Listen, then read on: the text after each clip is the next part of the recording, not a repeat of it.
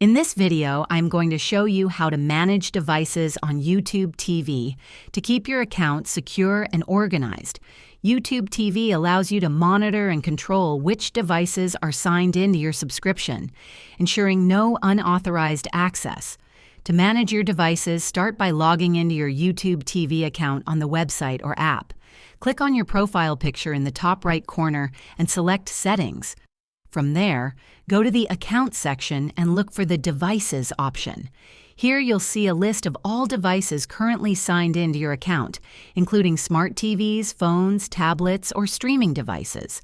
If you notice any unfamiliar devices, you can remove them by clicking the three-dot menu next to the device name and selecting Sign Out or Remove Device.